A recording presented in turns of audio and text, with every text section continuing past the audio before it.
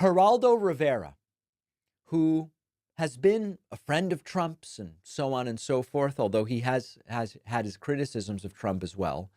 Geraldo Rivera is slapping MAGAs and Trump supporters with a reality check about Donald Trump and pardons and Joe Biden's pardon of Hunter Biden. Geraldo Rivera took to Twitter, or as we now know it, X, and Geraldo tweeted, or he put out an excretion, as we now refer to them, where he said about Joe Biden's pardon of Hunter Biden, quote, "Most dads, including this one, would do what Joe Biden did. Blood is thicker than water. He was willing to tarnish his honor and reputation to save his child, who he believed was being shafted. Too bad, but it's not like he appointed him ambassador to France." And Geraldo Rivera So this clip, David Pakman takes on Geraldo Rivera's defense of Joe Biden's pardon of Hunter Biden and the broader hypocrisy surrounding Trump's history of questionable pardons. So Geraldo, a sometimes critic but mostly defender of Trump, makes the case that Biden's actions, while controversial, pale in comparison to Trump's outright abuse of the pardon power, like appointing Jared Kushner's felon father, Charles Kushner, to an ambassadorship after pardoning him. Pakman pulls no punches, calling out double standards and laying out the real stakes of presidential overreach and public reaction. Let's take a listen. Every once in a while, Geraldo says something that I find interesting or kind of well put. Geraldo Rivera pointing out that, listen, Joe Biden's pardon of Hunter Biden arguably hurts his reputation. He said he wouldn't pardon him, and now he does. But Geraldo makes two important points. Number one, that any dad would do it. Almost no fathers in the United States are in the position of being able to pardon their children. Almost no one. And Joe Biden happens to be in that position for, another 7 weeks or something like that? 6 weeks, 8 weeks, something like that. And he did what Geraldo says he would have done and any father would do. But Geraldo goes a step further. And he says, when you pardon your son, you're not allowing them to buy a position of influence and power. Charles Kushner, the father of Jared Kushner, Trump's son-in-law, who, by the way, Charles Kushner, a former convicted felon, already pardoned by Trump. Trump not only pardoned family member Charles Kushner, but he's making him the ambassador to France. So the argument here is, if you are concerned about what Biden did, how are you not absolutely and doubly furious about what Donald Trump did when it comes to Charles Kushner? And here's where the hypocrisy starts to burn. Geraldo's own logic should implode here. Trump didn't just pardon Kushner.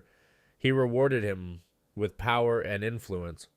Biden, for all his faults, hasn't handed Hunter a cushy job.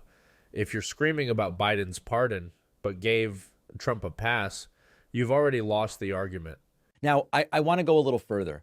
A lot of you wrote to me yesterday when we talked about Biden pardoning Hunter. I said, I am against this in principle. I'm against the pardoning of friends, family, etc. in principle.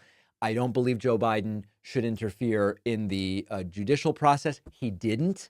Joe Biden said he wasn't going to pardon Hunter, and now he did. At the same time, we have to acknowledge that things have changed. We now know that the guy Trump wants to see as FBI director, firing, by the way, the FBI director he previously selected, Christopher Wray, who is in the middle of his 10-year term. If Trump gets his way and Kash Patel becomes FBI director, Kash Patel has pledged dozens of times to go after Trump's political adversaries. He would go after the Bidens. He would almost certainly try to find more stuff on Hunter Biden. That is a material change from a year ago. We now know that Trump's claims that he's going to weaponize the judiciary and the intelligence community is becoming a reality with Kash Patel. So to the people that are now flipping out, number one, why is your condemnation today so much greater towards Biden than it has been for Trump pardoning Charles Kushner, making him ambassador to France now. Now, I still don't like it. If we zoom out, I want to try to explain this in the most accurate possible way. If we zoom out, if you say to me, is it a feature or a bug to have presidents pardon family members and friends on their way out of office? I don't like it. If you said, David, construct a country, how would you organize separation of powers? How would you do this? How would you do that? And would you let presidents pardon their friends and family on the way out of office? No, that's not like a feature of a democracy that I would choose. But I understand as a father what Joe Biden is doing here, particularly when you see Kash Patel. Now, I think it's important to mention there are a number of presidents that have pardoned relatives. Abraham Lincoln is one of them. Abraham Lincoln pardoned, commuted, or rescinded the convictions of 343 people. One of them was Emily Todd Helm, the wife of Confederate General Benjamin Hardin Helm and half-sister of Lincoln's own wife, Mary Todd Lincoln. Bill Clinton has done it. Donald Trump has done it. And yes, now Joe Biden has done it. So I don't like it. It's not unique. It's understandable. Pakman sums it up perfectly. Pardons like this are a systemic flaw in American democracy. Geraldo might paint Biden's move as forgivable, but that doesn't mean it's right. At least Biden's actions don't reek of the blatant corruption we saw with Trump's pardons, and that's the bottom line. And the imbalance in how Hunter Biden has been gone after, how that essentially a victimless gun crime, doesn't mean it's okay. Prosecuted as a felony in this way almost never happens. It does seem as though there was particular special treatment, and I mean special from the standpoint of bad rather than good. So Geraldo, with a completely accurate reality check, and if what Biden did is to be as egregious as what Trump has done, Biden should appoint Hunter to some kind of cushy job on his way out of office, something which I'm not a betting man, but I would bet Joe Biden is not going to do. Ladies and gentlemen, we are over. I got the updated numbers. We are at 3,807 pre-orders of my forthcoming book, The Echo Machine. When we get to 4,000 pre-orders, I will give away some more copies, maybe 5 or 6. Last time we gave away 7 copies of the book on Blue Sky.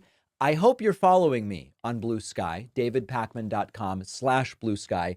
It's the non-magnified new version of Twitter.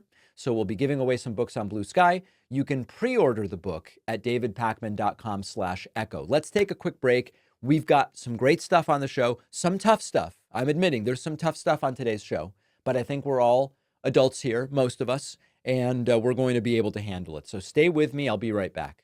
David Pakman's breakdown exposes the hypocrisy in both Geraldo's argument and the broader right-wing outrage machine. Geraldo's attempt to paint Biden's pardon as a betrayal of principle ignores Trump's far worse abuses, and Pakman calls out the double standards without hesitation. This segment is a masterclass in cutting through the noise, and once again, Trump's defenders don't come out looking good. If you enjoyed, be sure to subscribe for more content like this. Take care.